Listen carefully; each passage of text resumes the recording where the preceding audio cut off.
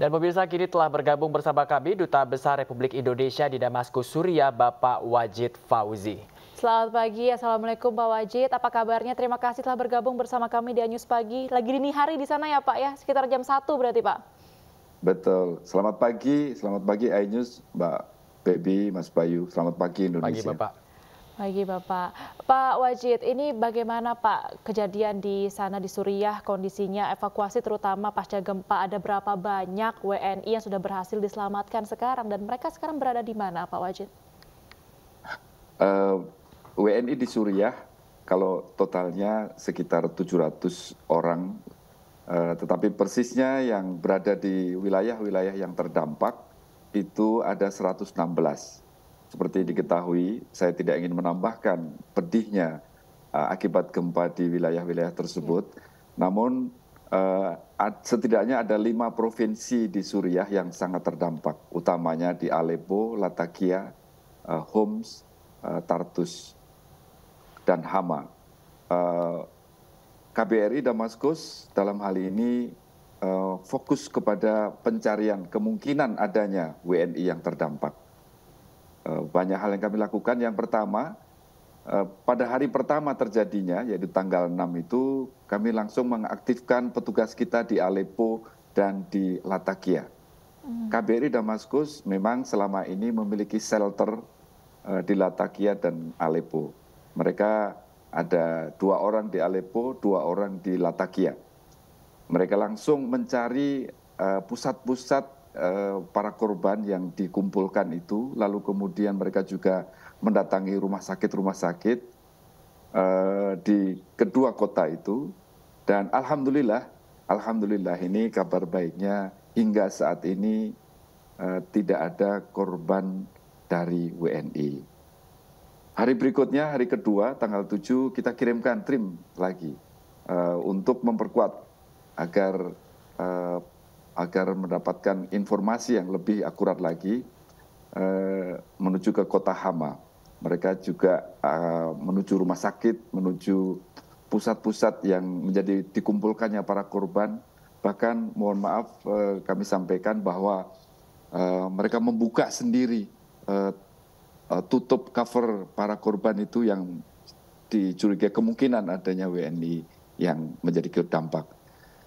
Sekali lagi alhamdulillah hingga saat ini tidak ada korban WNI yang menjadi sebagai dampak dari gempa tersebut. Baik, alhamdulillah Pak ya, tidak ada korban dari WNI sendiri dan berkat KBRI juga terus berjuang. Lalu apa sih Pak yang menjadi kendala dalam mengevakuasi? Kami dengar juga ini ada badai salju di Suriah saat ini Pak. Betul sekali. Selain sulitnya penyelamatan akibat besarnya gempa, juga keterbatasan aparat setempat di dalam melengkapi dirinya dengan peralatan-peralatan yang cukup karena gempa kerusakannya sangat masif, peralatan yang sangat terbatas. Ini ditambah dengan datangnya hujan salju yang sangat tebal. Ini jelas sudah menghambat usaha dari para petugas untuk mendapatkan sesuatu informasi atau mengevakuasinya. Iya, Pak Wajid, ini juga begitu banyak selain badai salju, laporan dari media internasional mengenai akses bantuan kemanusiaan yang masih sulit menjangkau wilayah pasukan pemberontak. Ini bagaimana dari KBRI Suriah mengatasi hal ini, Bapak? Baik, benar bahwa di dalam wilayah negara Suriah masih terdapat satu wilayah yang dikuasai oleh kelompok pemberontak atau kelompok oposisi. Wilayah itu adalah wilayah Idlib namanya, juga sangat terdampak. Petugas KBRI tidak diizinkan masuk ke sana. Dan mereka tentu saja memiliki angkanya sendiri. Saya setuju kalau itu disebut sebagai kesulitan kita untuk mendata. Sejauh ini, sejak krisis tahun 2011 hingga saat ini, KBRI tidak mencatat adanya WNI di wilayah-wilayah yang masih dikuasai oleh kelompok oposisi tersebut. Yang kita miliki adalah data-data WNI yang berada di wilayah yang dikuasai oleh pemerintah. Baik. Bapak saat ini ada di mana, Pak? Warga negara Indonesia yang sudah dievakuasi. Mereka ada di shelter KBRI di Aleppo. Ada mereka yang sebetulnya sesungguhnya mereka adalah pekerja migran Indonesia yang sedang kita urus kepulangannya ke Indonesia dalam rangka mungkin sudah selesai atau memang mereka ingin pulang. Kemudian kita tempatkan dulu untuk sementara di shelter Indonesia di Aleppo. Ternyata terjadi gempa. Tapi mereka sekarang kondisinya tetap baik-baik, kita urus, masih tetap terus kita urus prosesnya untuk menuju pulang ke Indonesia. Pulangnya bukan karena gempa, tapi pulangnya karena permasalahan-permasalahan yang dihadapi di dalam mereka bekerja. Shelter di Latakia tidak ada WNI yang ada di shelter. Oke, tadi Pak Wajid mengatakan bahwa alhamdulillahnya tidak ada WNI yang dikabarkan menjadi korban jiwa begitu ya Pak hingga saat ini. Apakah ada WNI yang saat ini masih dalam pencarian Pak dan evakuasinya ini masih sulit? Pencarian secara khusus tidak ada, tetapi semua WNI yang ada kita kontak agar sedapat mungkin kita mendapatkan informasi, situasi dan keadaan mereka. Baik, terima kasih banyak Bapak atas waktunya. Kita doakan semoga semua baik-baik saja, terutama juga Bapak dalam keadaan sehat dan juga terus selamat Bapak. Wajid. Terima kasih banyak Pak Wajid atas waktunya. Selamat beraktivitas kembali Pak Wajid. Terima kasih atas kesempatan yang diberikan. Ini juga menjadi kabar duka untuk kita semua ya Bayu ya. Semoga juga keluarga kita di sana, warga negara Indonesia yang masih harus dievakuasi, ini berlangsung dengan lancar. Betul juga. Begitu juga dengan warga Syria juga dan juga Turki ya, Be, iya. yang memang dalam cobaan kemarin ada gempa yang begitu luar biasa. Ya pemirsa, Kedutaan Besar Republik Indonesia di Turki berhasil mengevakuasi WNI selamat dari gempa di beberapa kota terdampak. Dan para WNI ini dievakuasi ke ibu kota Ankara.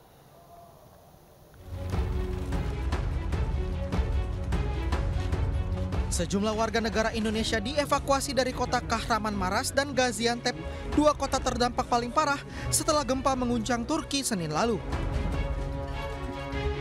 Mereka dievakuasi dengan bus yang disediakan Kedutaan Besar Republik Indonesia untuk dibawa ke Wisma KBRI di ibu kota Ankara. Para WNI yang dievakuasi ini umumnya mahasiswa yang tengah menuntut ilmu di sejumlah kampus di Turki. Meski masih syok dan lelah, namun para WNI ini bersyukur karena bisa dievakuasi keluar dari zona gempa oleh pihak KBRI. Kita semua sudah tiba di Wisma Duta KBRI, tempat evakuasi pengungsi korban gempa bencana di Turki. Para WNI ini sementara ditampung di Wisma KBRI di ibu kota Turki Ankara. Mereka mendapatkan makanan hangat dan tempat berlindung dari musim dingin menggigil yang kini masih terjadi di Turki.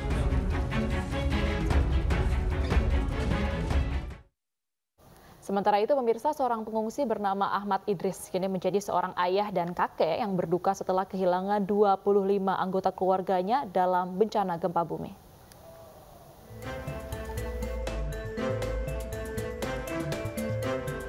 Ahmad Idris adalah korban konflik bersenjata yang tinggal di Sarakip. Dia menangis ketika melihat mayat di kamar jenazah darurat.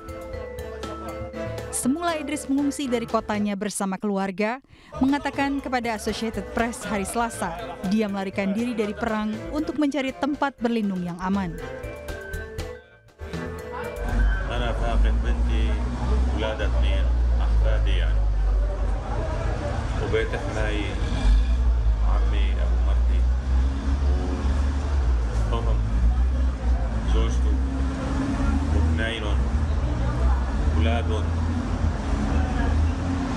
بيت عم بنتي وحماتها واولادها كمان واحد منهم عنده اولاد عائله كبيره وكذا ولد كمان يعني مجموع حوالي 25 شخص. Idris berjalan di antara mayat-mayat di kamar jenazah dengan tidak percaya. Bahkan dia ikut memanggil nama-nama orang yang dicintainya. هربنا من الحرب شوف الظلم لوين عم يوصل نحن فينا جينا سكننا هون على اساس انه نأمن مأوى امن لنا ولاولادنا بالاخير. Subhanallah qadar la wala. Tim penyelamat bekerja sepanjang malam di Turki dan Suriah menarik lebih banyak mayat dari puing-puing ribuan bangunan yang roboh akibat gempa kuat bermagnitudo 7,8. Upaya bantuan terhambat oleh perang yang sedang berlangsung di Suriah dan isolasi wilayah yang dikuasai pemberontak di sepanjang perbatasan yang dikelilingi oleh pasukan pemerintah yang didukung Rusia.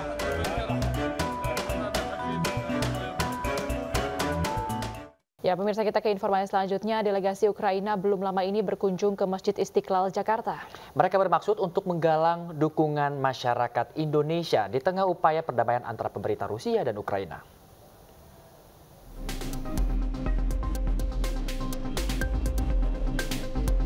Delegasi Ukraina belum lama ini mengunjungi Masjid Istiqlal Jakarta Pusat. Mereka diantaranya adalah Alim Alif, mantan jurnalis dan aktivis HAM asal Tatar Crimea, dan Oleksiy Haran, profesor politik komparatif di Universitas Nasional Kiev.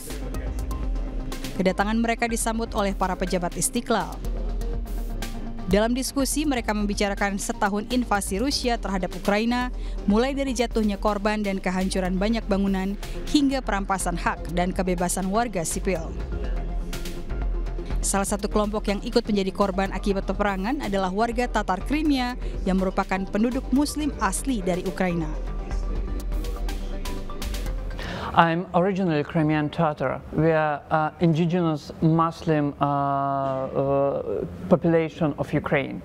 And during the last 9 years, Russia systematically persecute Crimean Tatars. Yeah.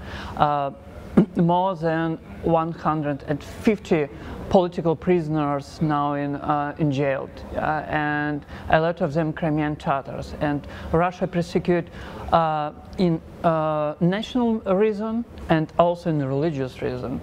A lot of Crimean Tatars has this criminal article that called terrorism and extremism. But for Crimean Tatars, Wilayah Crimea dianeksasi Rusia dari Ukraina pada 2014. Jumlah penduduknya mencapai 36 juta dan 1 juta diantaranya adalah Muslim. Di masa perang saat ini, ribuan warga Ukraina mengungsi ke Crimea. Kepala Bidang Sosial dan Pemberdayaan Umat Masjid Istiqlal, Asep Saifuddin, menilai umat Islam Indonesia harus ikut memelihara perdamaian ketika menyikapi perang Rusia-Ukraina.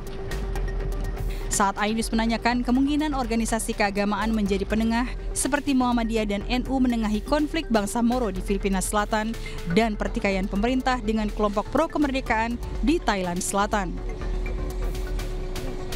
Ya, saya kira kalau peluang untuk menjadi penengah ada saja ya, bisa saja. Tapi kembali lagi dengan prinsip politik bebas aktif, dan actionnya sudah ada, ya. Actionnya itu artinya bahwa pemerintah Indonesia itu kita lihat sudah luar biasa ya, pergi dalam suasana seperti itu. Presiden RI berangkat ke sana, Pak Jokowi berangkat ke sana, Pak itu juga ke Rusia. Jadi kalau untuk langsung menjadi penengah, nampaknya kita agak berat ya, karena politik bebas aktifnya itu, kecuali dengan izin dari PBB misalnya, untuk menunjuk Indonesia menjadi penengah, bisa saja itu. Delegasi masyarakat sipil Ukraina berada di Jakarta selama sepekan. Mereka menggelar jumpa pers dan bertemu pemimpin Muhammadiyah dan Nahdlatul Ulama. Tujuan dari kunjungan ini adalah meminta doa, dukungan dan bantuan dari jamaah Masjid Istiqlal untuk diberikan kepada saudara-saudara Muslim di Crimea agar perang segera berakhir sebagai syarat terciptanya perdamaian. Dari Jakarta, Lika Apriliani, Yudi Richard, iNews melaporkan. Ya, Real Madrid melaju ke final Piala Dunia antar klub 2023 setelah sukses menyingkirkan wakil Mesir Al Ahly. Los Blancos menang dengan skor akhir 4-1. Ya, informasi tadi sekaligus menutup iNews Pagi edisi hari ini. Mewakili kerabat kerja yang bertugas, saya Bayu Pradana. Dan saya Bebe Krestami, pamit undur diri. Terima kasih, selamat pagi dan sampai jumpa.